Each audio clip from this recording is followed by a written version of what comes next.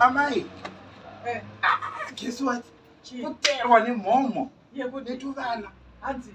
Chikoti dafo. Wikilero. Oh, wikilero uya mughetto. What wikilero? Wikilero amai auya. Yes. Paka zimotikari pamagrosa amai. Kuskanzi na hudu. Pamapakira apa. Ndakachengeta motikari yedu. Ndikangoti wikilero amai. Ana kuziva kuti hauna chinhu.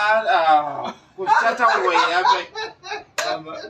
Mama, muchaurirewo. Chapa zitari kuti wikilero unorema. Vanonzi sirwicknell.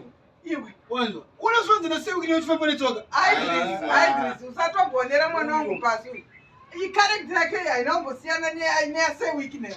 Same, tarisa uko. Sirwicknell uzavapavara. Amai mumaraini mughetto. Kungoti chete iwewe chaleda. Uchiri pasi mbichana. Pasirwicknell. Vaturi kutera. Mama. Munotoziva here mari ine munhu anonzi sirwicknell.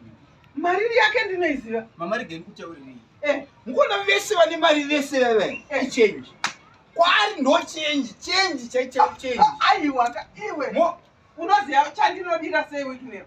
Mwoyo wake nemwoyo wachaloya zvinokusiyana. Sirwicknell havasiye munhu achitambudzika. Vanotokubatsira chete. Uyu ndinotomupa chikafu kana musipo. Ndakamuwanjirawo. Saka zvokuita kuti uve sirwicknell.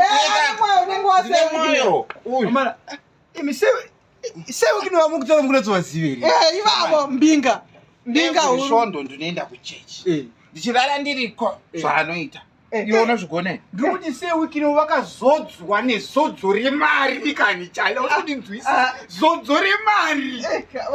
Zvabva zvati pana chare tsvete. Amai ndatirwa netuvana zvikudzi. Sirwicknell. Iwewe inzwa, ramba uine mwoyo wako. Unosvika chete pakuita chii?